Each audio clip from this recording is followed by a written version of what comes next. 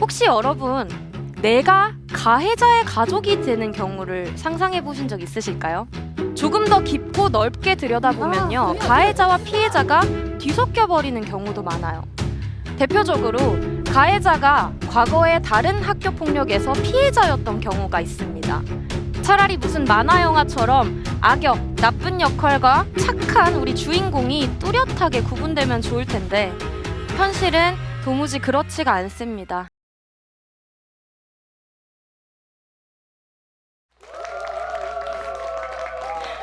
안녕하세요, 여러분. 반갑습니다. 달찌라고 합니다. 네, 저는 초등학교에서 아이들을 가르치고 있는 사람인데요. 그래서 오늘은 여러분과 학교 폭력에 대해 이야기를 나눠보려고 합니다. 먼저 한번 여쭤보고 싶어요. 과연 우리 중에 학교 폭력과 관련된 경험이 전혀 없는 완전히 자유로운 사람은 과연 몇이나 될까요?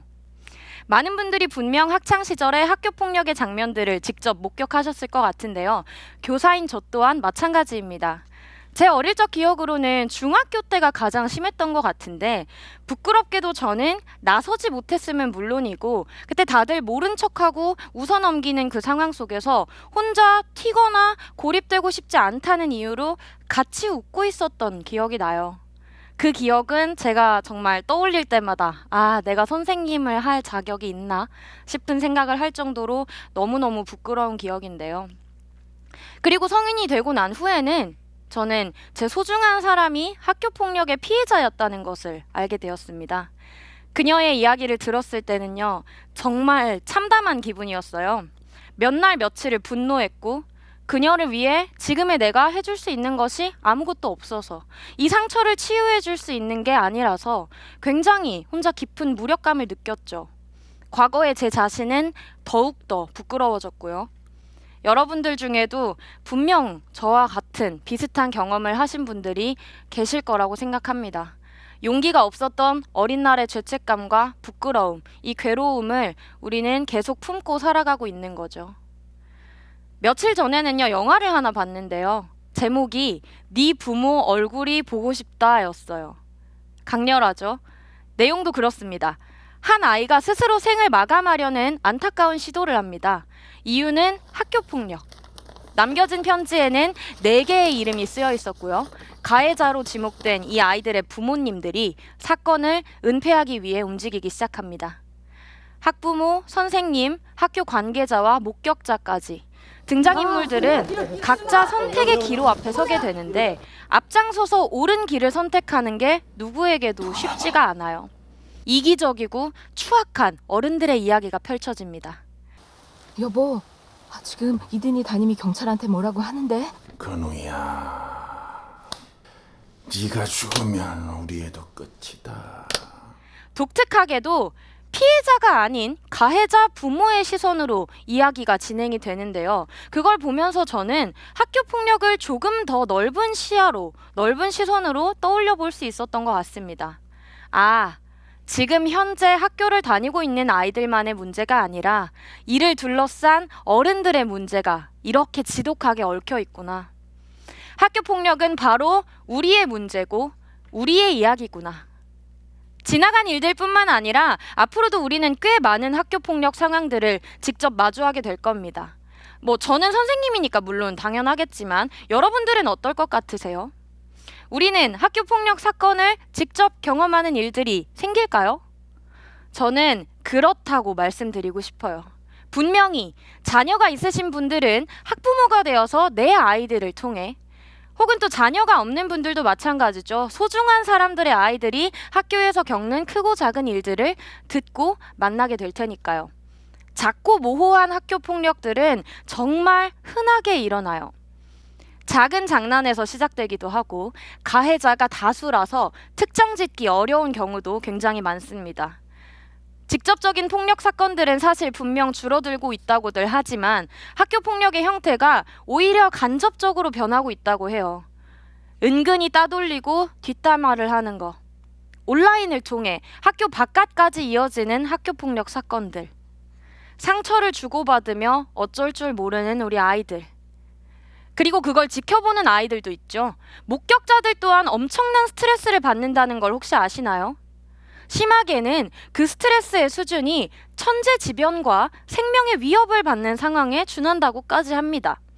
그런데 우리가 거기에 개인의 정의감을 강조하면서 방관자가 되면 안 돼, 이러길 바라기에는 옳은 일을 고르는 게 어른들도 쉬운 일이 아니라는 걸 우리는 아니까요. 피해자, 가해자, 목격자, 많은 이들이 고통받는 이 학교폭력의 장면 안에서 주변 사람들 또한 자유로울 수는 없습니다. 학교폭력 피해자의 가족들이 얼마나 큰 충격과 고통을 받을지 저는 감히 상상조차 할 수 없는데요. 그러면 또 가해자의 가족이나 주변인들은 어떨까요? 생각해 보신 적 있으신가요? 네, 분명 모두가 아픈 시간을 보낼 거예요. 피해자, 가해자, 목격자에서 더 나아가 피해자의 가족, 가해자의 가족, 그리고 그 외 주변 모든 인물들까지. 사실 피해자는 훨씬 더 많습니다. 학교폭력의 무서운 점은 이게 끝이 아닙니다. 조금 더 깊고 넓게 들여다보면요, 가해자와 피해자가 뒤섞여 버리는 경우도 많아요. 대표적으로 가해자가 과거의 다른 학교폭력에서 피해자였던 경우가 있습니다. 그리고 이 사건의 피해자가 어느새 또 다른 사건의 가해자로 바뀌어버리는 경우들도 있죠. 학교라는 공간은 굉장히 닫혀있는 사회거든요. 그리고 이게 12년이나 이어지니까. 게다가 학교폭력을 한 번 겪은 아이들이 폭력이 어떤 상황을 해결할 수 있는 열쇠가 된다는 그런 잘못된 생각을 갖게 되기도 합니다. 또 주변 사람들이 2차 가해자가 되는 일도 있습니다. 먼저 가해자의 가족들이 대표적이죠. 혹시 여러분, 내가 가해자의 가족이 되는 경우를 상상해 보신 적 있으실까요? 학교폭력을 두려워하는 분들도요, 그 경우까지 생각해 보시는 경우는 많지 않으신 것 같아요. 근데 가해자는 보통 다수고 피해자는 소수잖아요. 그러면 만약 내 아이가 가해자라면? 앞서 언급한 영화에서 벌어진 일들, 그런 일들이 현실에서도 실제로 자주 일어납니다. 아이의 잘못을 인정하는 것이 부모도 두렵거든요. 원래 아이들은 싸우면서 크는 거잖아. 피해자에게 어떤 문제가 있었으니까 그렇지 않았겠어? 내 아이를 지키기 위해 이런 합리화를 하다가 본인도 함께 가해자가 되어버리는 거죠. 이런 잘못된 대처는 피해자를 더욱 상처 입힐 뿐만 아니라 가해자에게도 폭력에 대한 정당성을 부여하면서 아이를 더 나쁜 길로 이끌어버리고 그들의 공감 능력을 더욱더 결여시켜버립니다. 아이의 잘못을 인정하는 부모님들의 경우도 마찬가지예요. 올바른 대처를 한다는 게 쉬운 일이 아니거든요. 제일 큰 문제는 이 학교폭력의 원인을 가해자 개인의 특성에서 파악하는 것부터 시작합니다. 사실 학교폭력은 가정, 학교, 사회, 굉장히 복합적인 요소들이 원인으로 작용하기 때문에 가해자 역시 그 배경을 살펴보면 구조적인 피해자일 가능성이 높거든요. 그런데 단순히 꾸짖고 벌을 주고 또 다른 형태의 폭력을 아이에게 가함으로써 이를 해결하고자 하니까 전혀 해답이 되지 않는 거죠. 피해자를 아끼는 주변 사람들이 2차 가해자가 되기도 합니다. 걱정되고 위하는 마음에 도움을 주려다가 그렇게 되기도 해요. 대표적으로 속상하고 안타까운 마음에 던지는 말들. 그러게 왜 그랬어? 그럴 땐 너도 이렇게 하지 그랬어. 이런 말들이요. 피해자들은 극심한 스트레스 상황 속에서 분노, 적개심 이런 감정들을 제대로 소화하지 못하게 되는데요. 그러다 보면 이 친구들이 어느새 내가 이런 사람이 아니었다면 혹은 내가 그때 이렇게 했다면 하면서 본인에게서 이유를 찾게 돼요. 그리고 심한 경우에는 스스로를 탓하고 스스로를 미워하는 지경까지 이릅니다. 아이를 사랑하는 마음에 우리가 무심코 던진 위로의 말들이 그 생각에 기름을 붓고 마는 거죠. 비극이에요. 차라리 무슨 만화 영화처럼 악역, 나쁜 역할과 착한 우리 주인공이 뚜렷하게 구분되면 좋을 텐데 현실은 도무지 그렇지가 않습니다. 대체 우리는 누굴 미워하고 누굴 탓하면 좋을까요? 모두가 피해자가 되었다가 어느새 또 가해자가 되어버리는 마치 이 영화처럼 지독하게 얽혀있는 이야기들은 우리 주변에서 계속해서 일어나고 있고 앞으로도 계속해서 일어날 겁니다.